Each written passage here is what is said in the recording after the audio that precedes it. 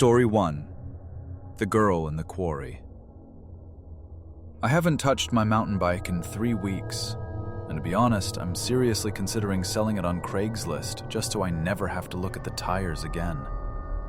I know that sounds dramatic, but if you saw what I saw out in the shadowed hollers behind my property, you'd lock your doors and never leave the house again.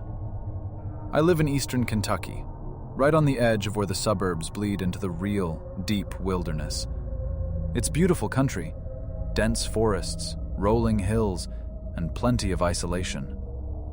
About 6 months ago, I found this perfect trail system that cuts through the woods behind my subdivision. One of the trails dead ends at a massive chain-link fence topped with razor wire. Beyond that fence is what the locals call the sump. It used to be a limestone quarry decades ago, until they hit an aquifer and it flooded. Now it's just this deep, stagnant body of black water surrounded by steep rock walls. Here's the thing that always bugged me. The sump isn't on Google Earth. If you pull up the satellite view, that specific patch of land is pixelated, or just shows generic tree cover where the water should be.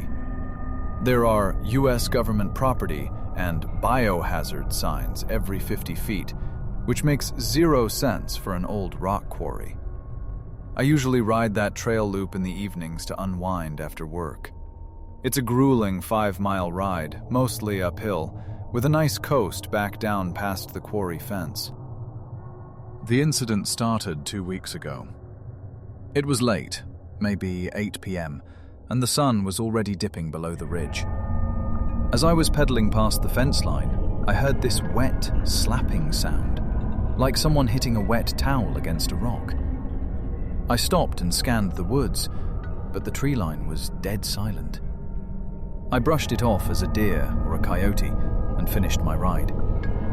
That night, a massive summer storm rolled in. I'm talking window-rattling thunder and rain coming down so hard it looked like white sheets. I was in the living room, watching TV, when I heard it. It wasn't the thunder. It was a voice. A faint, high-pitched whimpering coming from the backyard. Now, my house backs right up to the tree line. I paused the TV and listened. Through the drumming of the rain, I heard a girl's voice, clear as a bell, right outside my sliding glass door. "Please, let me in. It's so cold." My stomach dropped. It sounded like a teenager. My first instinct wasn't fear, it was concern. I thought maybe a neighbor's kid had gotten lost in the storm. I rushed to the back door and flipped on the porch light. What I saw froze the blood in my veins. Standing on my patio, soaking wet, was a young woman. She was wearing a dirty, pale yellow sundress that looked about 20 years out of style. She wasn't shivering. She was crouching, her spine bent at a weird, unnatural angle, pressing her forehead against the glass. I unlocked the latch, cracking the door just an inch to yell out to her. "Miss? Are you okay?" The second the lock clicked, she snapped her head up. Her eyes were wide, too wide, and completely vacant. Then she launched herself at the door. I slammed it shut and locked it a split second before she collided with the glass. She didn't hit it like a person wanting shelter. She hit it like a battering ram. She let out this guttural shriek that sounded more like a bobcat than a human. Then, just as quickly as she attacked, she stopped. She stared at me through the glass for a heartbeat, tilted her head, and bolted. And I mean bolted. She sprinted on all fours, hands and feet hitting the mud, scrambling off my patio and into the dark woods with a speed that was physically impossible for a human being. I called 911 immediately. The sheriff came out, shone some flashlights around, saw the muddy prints on my patio, and basically told me it was probably a meth head looking to rob the place. They didn't find anyone. I didn't sleep for 2 days. but human beings are good at rationalizing things. By the time the weekend rolled around, I had convinced myself the cops were right. Just a junkie. Scary, but human. So, last Tuesday, I decided to reclaim my routine. I took the bike out for an afternoon ride. It was bright and sunny, the safest time possible. I was looping back around, coming up on the quarry fence, when I saw movement. I squeezed my brakes, skidding to a halt. I looked through the heavy-gauge chain-link fence down toward the black water of the sump. She was there, the same woman in the yellow dress. She was standing on a narrow ledge of rock way down inside the quarry, right at the water's edge. My heart was hammering against my ribs. That fence is 12 feet high, topped with razor wire, and buried a foot into the ground. There are no holes, I've checked. There is physically no way to get inside that perimeter without heavy industrial equipment. She was facing away from me, staring at the water. I must have gasped or crunched some gravel because she slowly rotated her torso around to face me. She didn't look angry this time. She looked amused. She raised a pale hand and gave me a slow, rigid wave. Then she smiled. It was a smile that stretched too wide, showing too many teeth. "I'm calling the police!" I shouted, my voice cracking. Her smile widened. Without breaking eye contact, she took a step backward. She stepped right off the ledge and fell backward into the black water. She didn't splash. She hardly made a ripple. She just slipped under the surface like a heavy stone. I panicked. I called the cops again, waited by the fence. When they arrived, they searched the perimeter. They found nothing. No breach in the fence, no signs of a body in the water. They looked at me like I was the crazy one. But here's the kicker, and the reason I'm writing this. Since that day, the meth head explanation doesn't work anymore. Because last night, I heard the scratching on my window again, and this morning, I found wet, muddy handprints on the inside of my locked garage door. I don't know what lives in that quarry. I don't know why the government keeps it off the maps. But I know one thing for sure. It knows where I live, and it's getting closer. Story 2. The Dead Stretch of Route 93. If you've ever driven through the high desert of Nevada at 3 in the morning, you know exactly what absolute darkness looks like. There's no light pollution, no houses, just endless scrub brush and a sky so big it makes you feel like you're being watched by the stars. I'm a long-haul trucker by trade, but this happened when I was just driving my pickup back from a family reunion in Phoenix. I was with my cousin Marcus. We're close, grew up together, but Marcus has a bladder the size of a walnut. We were on a particularly desolate stretch of Route 93. It was about 2:30 a.m. I was blasting classic rock to stay awake, and Marcus had been asleep against the passenger window for hours. Suddenly, he jerked awake and begged me to pull over. He said it was an emergency. I groaned, but slowed down. There was no shoulder, really, just a patch of gravel before the ground turned into soft sand and sagebrush. I killed the engine to save gas, but left the headlights on, cutting a twin beam through the dusty air. Marcus stumbled out, mumbling an apology, and walked past the headlights into the pitch black to do his business. I sat there in the silence. It's weird how quiet the desert gets. It's not peaceful. It's heavy. I was scrolling through my phone, trying to find a signal, when I heard the passenger door wrench open. Marcus practically dived into the seat. He was pale, like sheet white pale, and he locked the door immediately. "Go," he whispered. Just drive, man. What? Did you see a coyote or something? I laughed, reaching for the ignition. It wasn't a coyote. I think I saw you. I stopped fast. What are you talking about? Marcus was shaking. He told me that while he was standing out there, about 30 yards deep in the brush, he saw a silhouette standing to his left. He thought I had gotten out to stretch my legs. He said he waved at it, and the figure waved back. But then, the figure took a step toward him, and the movement was wrong. It was jerky, too liquid. And that's when he realized I was still in the truck, because he could hear the radio. I got a cold chill down my spine, the kind that makes the hair on your arms stand up. I didn't ask any more questions. I turned the key. We rolled forward maybe 50 feet before the steering wheel violently jerked to the left. The truck shuddered, and that unmistakable thwap, thwap, thwap of a blown tire filled the cab. "No way," I muttered. "You have got to be kidding me." I didn't want to stop. Every instinct in my body screamed, "Keep driving on the rim." But we were miles from civilization, and ruining the axle would strand us for good. I grabbed my heavy-duty flashlight and a tire iron from under the seat. "Stay in the car, lock the doors," I told Marcus.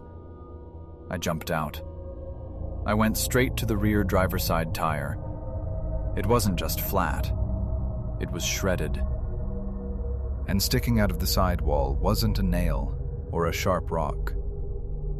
It was a piece of sharpened rebar, wrapped in duct tape at one end like a homemade shiv. Someone had wedged it into the gravel perfectly so that I'd run over it the second I started moving. This wasn't an accident. We were being hunted. My hands were shaking so bad I dropped the lug nut wrench twice. I was working on pure adrenaline, my eyes darting between the tire and the wall of darkness beyond the road. I had the spare halfway on when a sound cut through the night air. It was a baby crying. It was distinct, loud, and coming from the darkness directly across the road. Now, logic tells you that there is no reason for a baby to be in the Nevada desert at 3 a.m. But your heart hears that sound and wants to help. Marcus rolled down the window a crack. "Do you hear that? Someone's out there. We have to help." "No, we don't," I hissed, tightening the last bolt with everything I had. "Dude, it's a baby," Marcus yelled, actually reaching for the door handle. "Don't you open that door," I screamed at him. "Think, Marcus. Where is the car?" "Where are the parents? Why did it only start crying when we stopped?" As if on cue, the crying stopped abruptly. It didn't fade out. It cut off, like someone hitting a pause button. Then, a new sound replaced it. A laugh. A dry, rasping, wheezing laugh that sounded like two pieces of sandpaper rubbing together. I threw the jack in the truck bed, didn't even bother with the flat tire, and jumped into the driver's seat. I peeled out of there, kicking up a cloud of dust and gravel. As the headlights swept across the brush on the side of the road, I saw them. Two figures. They were standing just at the edge of the light. They weren't wearing desert gear. They were wearing dark hoodies, and they were just standing there, watching us leave. They didn't chase us. They didn't need to. They knew they had missed their window. We didn't speak for the next 100 miles. I reported it to the highway patrol at the next town. The officer took my statement, looked at the piece of rebar I'd pulled from the tire, and just sighed. He told me they call them ghost stops. People set up traps on lonely stretches of highway, waiting for good Samaritans or unlucky drivers. But here is the part that keeps me up at night. The officer told me they found a campsite near where we broke down a few days later. They found some clothes some trash, and a battery-operated tape recorder. Marcus thinks we escaped a robbery. But sometimes, when it's quiet, I remember that wheezing laugh. I don't think they wanted my wallet. I think they wanted to play. And I think about who might have stopped if I hadn't. Story 3. The Ranger in the Snow. I've worked as a professional house sitter for about 4 years now. It's usually a sweet gig. I get paid to stay in mansions, eat rich people's food, and watch their expensive dogs. But after what happened last winter outside of Aspen, Colorado, I've officially retired. I'm done. The house was this architectural marvel, made almost entirely of glass and steel, sitting on a ridge about 10 miles from the nearest town. It was beautiful during the day, but at night, those floor-to-ceiling windows turned the place into a fishbowl. You couldn't see anything out in the dark, but everything out there could see you perfectly. It was my 3rd night there. The owners were in Europe, so it was just me and their golden retriever, Barnaby. A heavy snowstorm had rolled in that afternoon, and by 10 p.m., the world outside was just a swirling wall of white. I was in the kitchen making tea when Barnaby stood up. He walked over to the massive glass sliding door that led to the back deck and let out this low, vibrating growl. Barnaby was a lover, not a fighter. He usually greeted burglars with a wagging tail, so this behavior was weird. I walked over to see what he was looking at. I cupped my hands against the glass, squinting into the blizzard. At first, I didn't see anything. Then the motion sensor floodlights flickered on. Standing at the very edge of the light, right where the deck met the forest, was a man. He was wearing a park ranger uniform, the khaki shirt, the green pants, even the wide-brimmed hat. He was standing perfectly still, letting the snow pile up on his shoulders. My first thought was relief. I figured maybe his truck had broken down in the storm, and he needed a phone. I unlocked the latch and slid the door open just a crack, keeping the chain lock on. The wind howled into the living room, instantly freezing. "Can I help you?" I yelled over the wind. The ranger didn't step forward. He didn't even look cold, despite not wearing a coat. He just smiled. It was a practiced, stiff smile, like he was posing for a photo. "Ma'am," he shouted back. His voice was weirdly loud, booming over the storm without any strain. "We have reports of a gas leak in this sector. I need you to evacuate the premises. Please come with me to my vehicle." Panic flared in my chest. A gas leak? I started to reach for my coat on the rack near the door. "Come now," he said. "It is not safe. Bring the dog." I was about to undo the chain lock when Barnaby went ballistic. He wasn't just growling anymore. He was barking savagely, ramming his body against the glass, snapping his jaws at the man. That gave me pause. I looked back at the ranger, and that's when I noticed the details. The snow was coming down hard, at least 2 inches an hour. But there was no snow on his hat. None. Like he had just materialized there 5 seconds ago. And then I looked at his uniform. It wasn't right. The patch on his arm didn't say National Park Service or Colorado State Parks. It was just a blur of colors that looked like a patch from a distance, but up close, it was just shapes. Meaningless shapes. I'm going to call 911 to confirm, I yelled, my hand gripping the door handle tight. The ranger's smile dropped. Instantly. He didn't get angry. He didn't look frustrated. His face just went blank. Slack. "There is no time," he said. But his voice had changed. It didn't sound like a man anymore. It sounded like a recording of a man being played back at a slightly slower speed, deep and warped. Open the door. I slammed the glass door shut and locked all 3 deadbolts. The man didn't bang on the glass. He didn't try to break in. He just stood there, staring at me with those dead, shark-like eyes. I ran to the kitchen and called the police.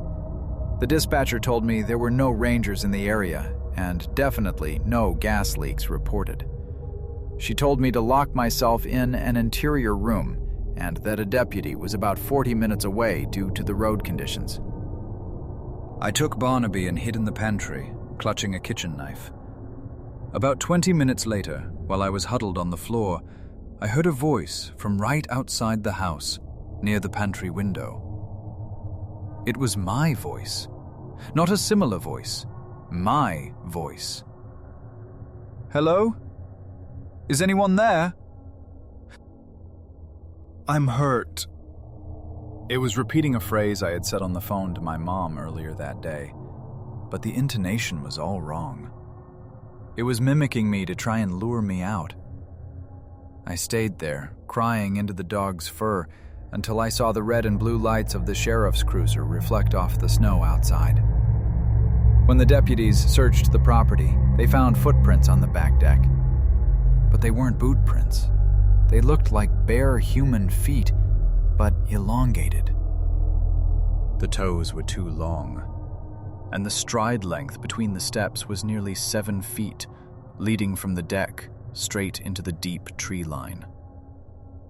The police said it was probably just a sick prankster messing with a college girl. But I know what I saw.